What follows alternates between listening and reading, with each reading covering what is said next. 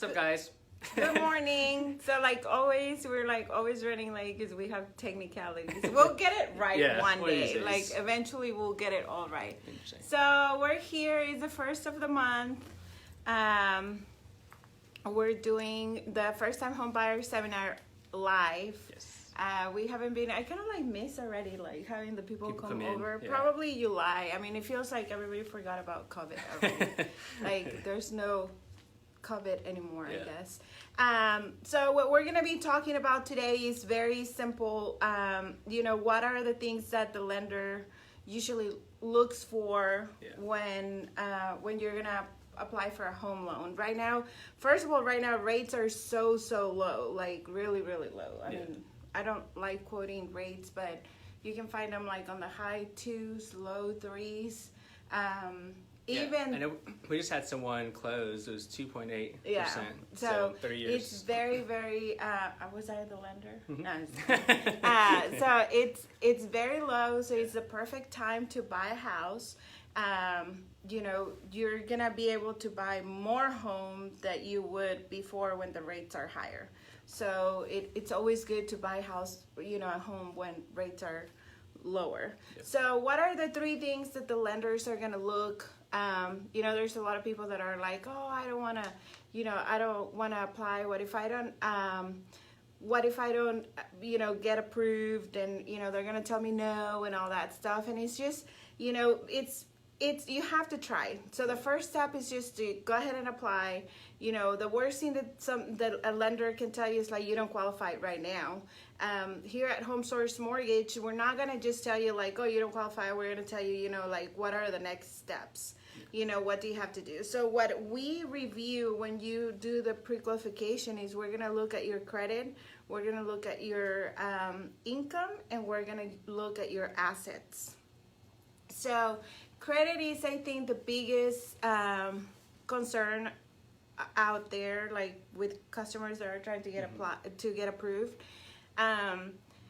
Here at Home Source Mortgage, we can actually do loans all the way down to 600 credit score. Now, from 600 to 640, we're really going to look and see what are we gonna, we're gonna ask you more questions if you may. Like, we're gonna make sure that it makes sense. We're gonna make sure that there's not gonna be a big, that you're not paying $500 in rent and then you want to go and pay $2,000. We're gonna make sure that that you are gonna be comfortable with what you're gonna do, and then from 640 and up, it's just that's kind of like the rule that now is happening. That all lenders are looking for that 640 credit score after what happened with COVID. But there's still some lenders out there. I have also a broker that we can send loans that we can go all the way down to like under 580, depending on the circumstance. So don't be too worried about the credit score until you actually apply for the loan. That's when the lender will tell you something. I think too, I get a lot of questions about Credit Karma and like all these other credit company websites. And I think that their credit score is a little bit different than what you pull, correct? Yes. So when you're going with like MyFICO and like Credit Karma and all those credit companies, they have what they call a vintage credit score. So it's not really the one that we see. We actually pull a hard pull. We do a hard pull on the credit, and we look at the actual credit scores that you guys have. So don't go. I hear that a lot. People are like, oh, well, I have a 640, and then we pull the credit, and it's like, oh, yeah, you're at 580. Like, sorry. Yeah, I just not. I always get people who are working on the credit, but it's a lot different with you as far as working on credit. I mean, because they don't know what to work on, and you. Well, that's another. And that's another thing that a lot of people say, like, oh no, I'm not gonna apply because I'm working on my credit, and then I ask them, I said, well, what are you doing with your credit? And they're like, well, no, I'm just like waiting for it to, and I'm like, okay, well, it's not gonna come up like by itself. So what we do is we do like a credit analyzer. We will tell you exactly what you need to do to get or to increase your credit score. I'm not a credit repair agency, so that's not my main focus, but we can help you, get where you need to be at. But it's just a combination of things. So we review the credit. Another thing that we also will tell you is like sometimes I have people, like I have a customer yesterday that she came to me and she's all like, my first question to a customer is like, how much you want to pay a month? And they're like, well, I want to pay $1,000. And I'm like, okay, well, how much are the houses that you are actually looking for? And she goes, oh, they're 250,000. Well, it's like you're very off on that. So it's very important that you actually talk to a lender so that you know how much your payment is going to be, so that you can actually go and find a house. Not only just on that, but also FHA conventional. Like, how I ask you sometimes, like, hey, is this house going to be able to go FHA? Because, you have customers that they don't know if they qualify for an FHA loan or conventional. And then all of a sudden it's like they're looking at houses that you can only do a conventional loan. And guess what? You don't qualify. Yeah. So that's like, that's why it's important to come to a lender and actually make sure that you understand what you're approved for, how much you're going to pay, what is going to be your interest rate, how much money you need. That's another very important thing. I think too, you don't want to go out, look for a house that you fall in love with, and then you find out, you don't qualify for it. So it's always the first step. That's why I tell people who reach out to me, the first step is always going to a lender. That's just, kind of the way of to do things. To start the process. And that happens a lot. Yeah. That really does happen a lot. The other misconception that people have is on the assets. So yes, there are down payment assistance programs out there, so they will help you, with the down payment. But you still need money. Yeah, you still need to have some money on the bank, especially right now. We saw what happened. So, in March, everything was okay. And then from one week to another one, everything was shut down. So what these lenders want to see is they want to make sure that you have money saved to where if something like that happens, how many people were not working? They were furloughed. They were like, oh, now we're not going to pay you right now. So, you need to have that bank account with some money so that you can actually fall back if something like that happens and you can actually make the payment on your house. So is there like an amount that y'all prefer to see, or just there is really not. I would say you usually need to have about 2 months worth of the house payment, just to have it there. Now, I know that there's a lot of lenders that advertise out there. For example, the best one that I cringe every single time that I see a post like that on Facebook that says, oh, thank you so much to X lender. My customer just closed and got $500 back. I'm like, okay, dude, like, it was not free money. Yeah. Your customer put the $500 as an earnest money, which means he needed to have money, and that's why they're getting it back. So don't get confused when you see people saying like, oh, you absolutely do not need any money to buy a house. No, you do need money. What is the first check that the customer is gonna? The first check is always the earnest money deposit, which is usually between $500 and $1,000. And of course, you have inspection fees that I always recommend doing. And inspections run about $500-600. So I always tell customers, always have at least $1,500 to start to buy a house. So that's for the appraisal and for anything that may pop up. That's kind of like so, and it's true that, for example, and the only thing that you might not see back is your inspection. So the earnest money is part of your down payment. So if you have down payment assistance, you will get it back. Appraisal is part of your closing costs. So if the salary is actually contributing to the closing costs, then you'll get it back. So yes, you can make it to where you don't have that much of an investment, but it's, again, you're not going to buy a house without no money whatsoever. You have to get in your mind that you need to have at least $1,000 to $2,000 to play with. Now, I'm not saying this to discourage anybody and to say, oh, now you're going to have to wait until you save $2,000 and then you apply. No, because if you have to wait to save the $2,000, in the meanwhile, we might be able to help you also fix your credit or, or get it better. Or so don't wait until the last minute. I really think the pre-qualification, even though a lot of people are very scared of it, is the best way to do it. And that brings me to what I preach all the time. Make sure that you are dealing with a good lender. So, for example, I got a call yesterday, and it was this guy. He was with Astronaut Mortgage, and he calls me. He's all like, "Hey, I'm in contract. They said I was approved, and then last minute they called me and told me I'm not approved anymore." So, well, like you just said, earnest money. What happens if you don't close on the loan and the option period already passed? Yeah, and you lose your earnest money. So you lose the earnest money. You lose the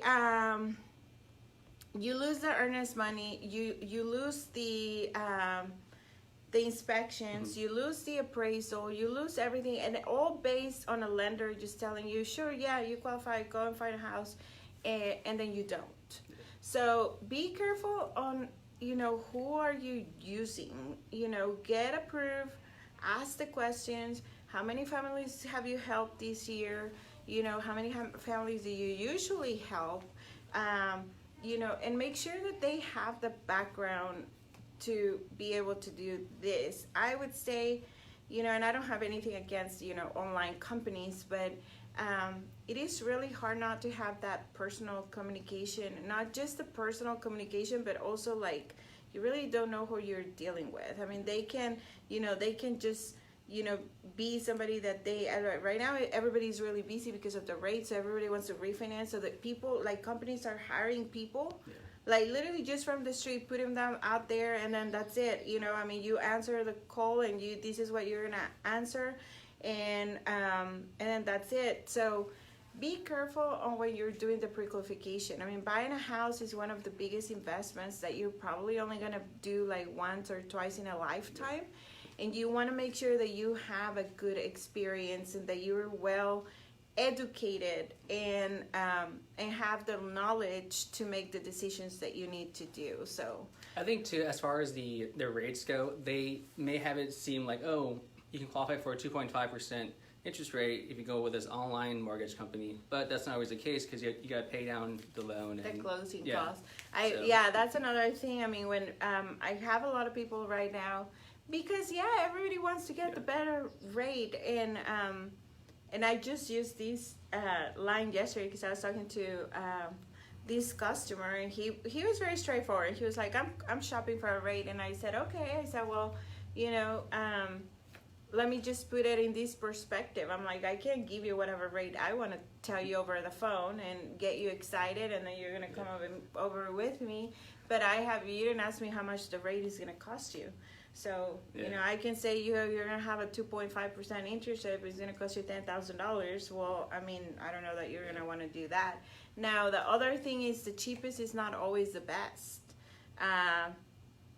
To me, especially, like if I say shoes, like I don't want to buy the cheap shoes and not be able to walk all day instead of like maybe spending a little bit more. So when you're shopping for a mortgage company, there's different things that you have to like look for. Yeah. First of all, communication, I think, is the best thing. The other thing is when you have those lenders that, and I'm sorry, if I'm throwing stones over there, but like if you have the lender that is closing 2-3 deals a month, well, that they're gonna do whatever they can do to close that extra loan. When you have a lender that is closing a lot of family or helping a lot of families per month, then you find out that it's like more like likelihood of like you have an educated person that is gonna educate you on the mortgage environment, what makes sense, not really telling you what to do. My kids know that I love to tell people what to do, but not just telling you what to do, but actually helping you with have the tools. Yes, showing what exactly, you have available. Exactly. So that's very important, because me as a lender, I can really like just tell you like, hey, you can just go FHA. Like that happened to me too. I had a lady, and she's buying a house. She came to me, and and I help her pre-qualify. And when I saw her profile, I was like, you really need to go conventional. That's the better deal. And I show her the why, and she was like, wow. I was talking to this other lender, and they never even mentioned conventional. They just told me on FHA, and I said, I would not put you on FHA in your situation. So, that's another thing, and there's a lot. I mean, when you're buying a house, there's a lot of information that you need to ask. From, hey, can I have customers call me and ask me, like, can I buy a refrigerator? I'm like, nope. Can I buy a, nope. The funny one was the one, we really want to go to have dinner, blah, blah, blah. Is it okay if I spend? I'm like, okay, like, you're pushing it now. Like, you don't have to ask me for that, but yeah, you can. But it is important, again, when you're searching for a mortgage company, is the communication, and then just know that they're going to actually give you options. They're not just selling you one thing and then that's it. I mean, the other thing is the down payment assistance. A lot of people don't know, one, that there's some programs that you have to actually pay back the down payment assistance, and then the interest rate is higher than what the rates are. So there's different things that you need to ask about that.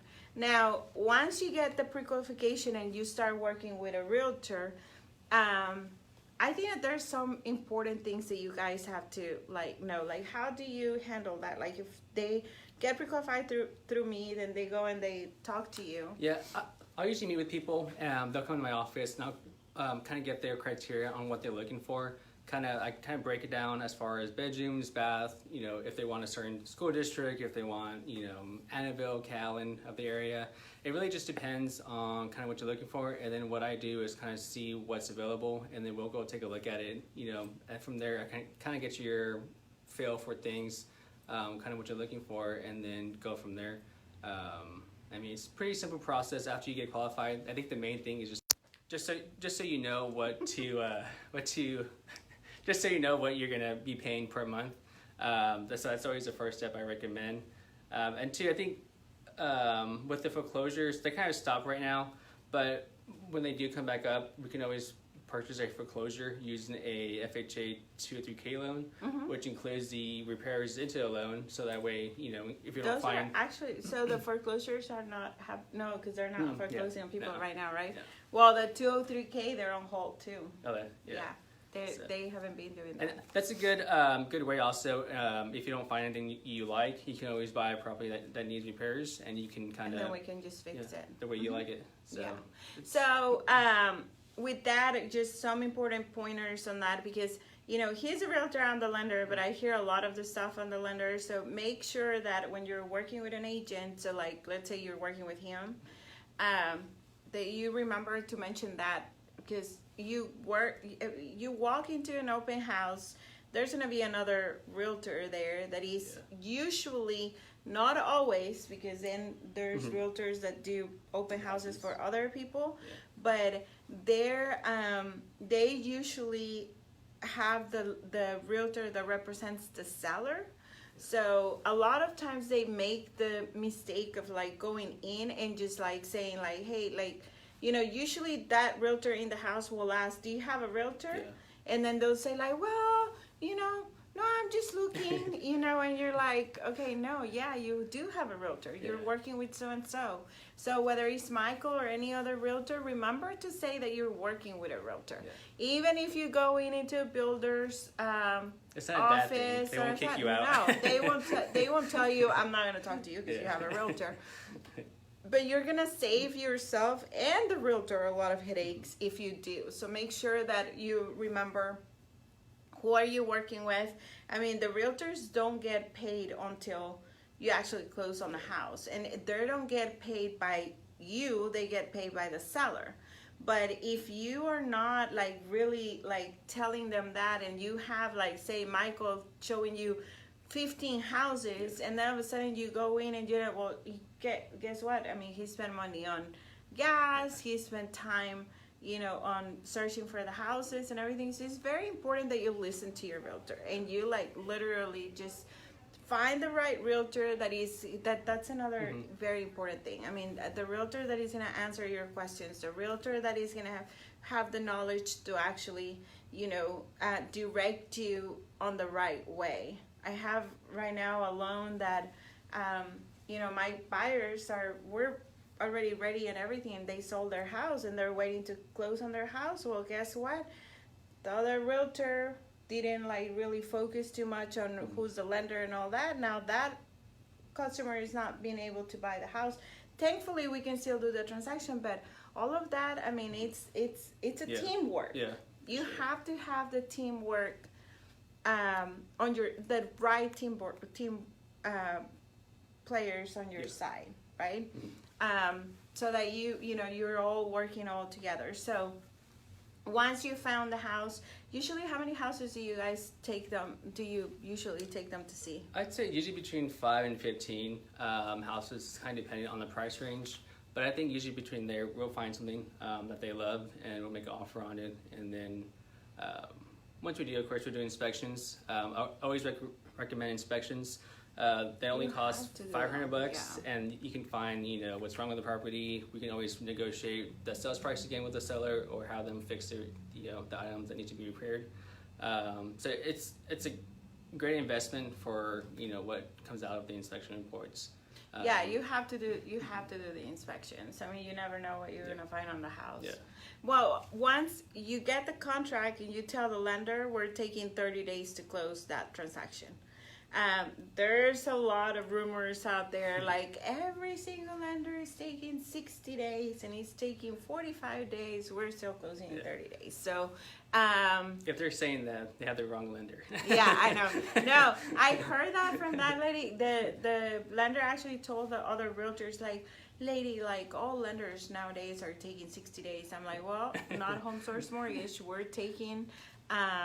We're literally taking 30 days to close on the transaction. So, you put the offer on the house, 30 days later, you get the keys. Especially if you're dealing with us, we always, if we approve you, we're going to close you. Unless you go and buy me a car or something in the middle of the transaction, or, something crazy happens. If you're approved with us, you're going to close. What other stuff? So, assets, be careful with the money. Just remember, with the mortgage, I think the easiest rule is no cash. Everything has to be documented. So when you go into the process, try, we're gonna ask you questions about where are the deposits coming from, why are they there, is it cash, is it check? So there's gonna be a lot of questioning on that. And again, we'll walk you through, so it's not like we're just gonna, leave you there alone and do the whole loan yourself. But those are things that you have to remember. So if you're getting ready to start the process of buying a house, I would recommend first check, get with a lender to check your credit. Yeah. 2, start saving all your, pay stubs, bank statements. You're gonna be requested all that. We're going to need W-2s, we're going to need income tax returns, we're going to need, the income tax returns have to be filed, we're going to need, if there has been a divorce, we're going to need divorce papers. If there's child support, we're going to need proof of the child support. So we're going to need all these paperwork that you need to just start putting together, because that's just going to make it easier for you. Another advice that I have for customers: don't go into just Zillow and and all these online companies. Get a realtor. A lot of the times it's Zillow listings or the realtor.com or whatever, they're not updated. Yeah. So what happens very often too is that you're out there and you're like, oh my God, that's the perfect house. Well, guess what? It sold a month ago. So, and they just never updated, or it's in contract already. And it's really hard because it's almost like you find that perfect house and you fall in love, and then to move out of that is just so I mean, you just make it tougher on yourself. Yeah, and our system is updated every 5 minutes, so we know exactly what's available and what's not available. So, and two, when I have buyers, I put them on a system. So our system is more updated than Zillow or Realtor.com. So when the property hits the market, you get an email within seconds of it hitting the market. So I always do that for clients and whatnot. But I know some people still like to look on Zillow. But I would always just go based off double check. Yeah. So I agree with that too, because sometimes it has happened to me. I was looking for a property in San Antonio, and like you go into like Zillow and you look and you're like, oh my God, it's perfect. It's like the realtor will tell you like, oh, it's in contract, or oh, it already sold. Oh, that's not even on the market anymore. So be careful with that too. Know how to also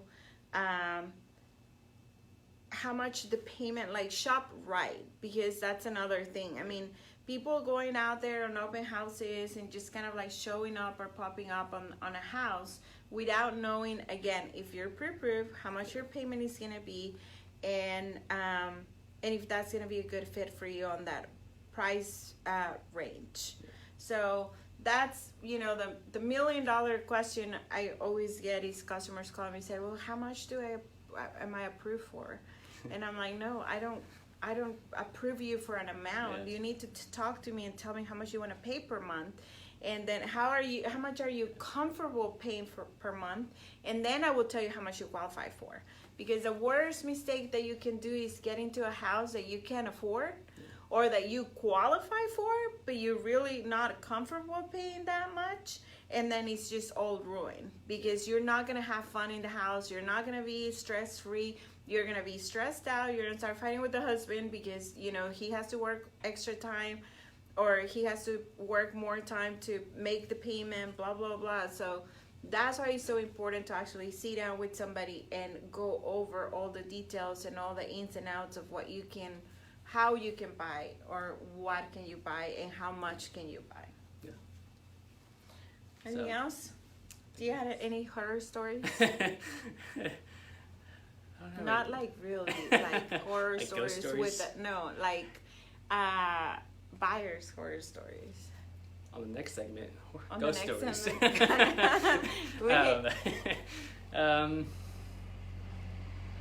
I almost did, but I haven't yet.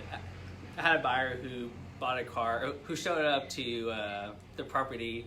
Oh, I remember you did say that. To the house that they were buying, and it had new plates on the car, and I was just like, my heart just like dropped. That happened to me once, and I felt bad afterwards, because they actually so I got into my office and I see the car and I see the plates, and I like literally panic. So I walk in and I'm like, is that a new car? And the customer was sitting down right there, and I felt bad. It was just like literally I reacted, and he was like, yeah, and I was like, oh my God, like, you know, like, what do you mean that we were already counting the payment on the car, but I had forgot. I just got like a new car, and that's it. No, I think the worst thing that I saw this week was that particular customer that, you know, he got approved. And all he got afterwards literally was a call from the manager saying, I'm sorry they gave you the wrong information. You were not approved. And move on. Like, you know, and it's just like, dude, I mean, people like get, you know, emotionally attached to the house. You know, you put money. So it's not just the money. It's like actually the whole like time that you spend to find the house. As soon as you see that house, you kind of like fall in love with the house, and then you start like, you know, at that point, like you really start like already making making like, you know, like dreams, like, or plans of what you're gonna do, what are you gonna put here, what are you gonna put that, how are you gonna decorate, where are the kids gonna play, and you know, all that stuff. And then all of a sudden somebody tells you no. I mean, so days before closing, that is just, I mean, I felt really bad for the people, and a lot of times you can tell right away if it's gonna, I mean, I can literally tell you in 10 minutes after running your credit, hey, you know what, yeah, you're gonna be able to buy, you're not gonna be able to buy, period. There's no such thing as like, let me fix this stuff, or let me try to see if we can. No, we can give you a plan of what we need to do, but at the end of the day, I mean, it's as simple as, yes, you are approved and there's not going to be problems, or no, we have to fix something, or wait for something so that you can do it. And I am like, I mean, I'm like so against, you know, lenders that don't take the time or don't realize the huge responsibility that we have as a lender to make sure that that customer is truly approved and they're going to be able to go and buy the house, and not just approve at what's best for me to do a loan amount, or get paid more commission if I sell you on a $200,000 house when I know that you only want to pay $1,000 a month. Like, it's like really like those type of lenders that don't actually take that responsibility serious are the ones that you want to stay away. And and I've said it and said it and said it and said it. It's a huge step. The first step is going to a lender and qualifying. So if you have the wrong lender, it just kind of ruins your whole. The whole thing. Yeah. I have people that have waited like literally like they went in and then they couldn't do it, and then they canceled the transaction last minute, and then they wait a year to even try again because they're so burned. It's a whole emotional roller coaster. And by no means am I saying like, I am the best lender, ever. I am the best lender in town. But the perfect lender. I'm not the perfect lender. Yeah, thank you. Okay, yeah. Because I do like to say I'm the best. But no, I'm not a perfect lender. Yes, thank you. That was perfect.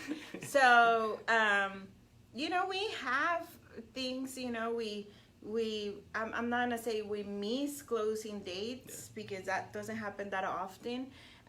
Mistakes happen. I thankfully, like, knock on wood, I've never, not closed a loan if it wasn't like, if it was something that I could have like, avoid, like, if I've had situations where, like the, lost your job. That one was the one that recently, like, they changed jobs and then it was like a 1099 and no taxable income. And I was like, I can't do anything. So there's no perfect lender, but it's like I've always said.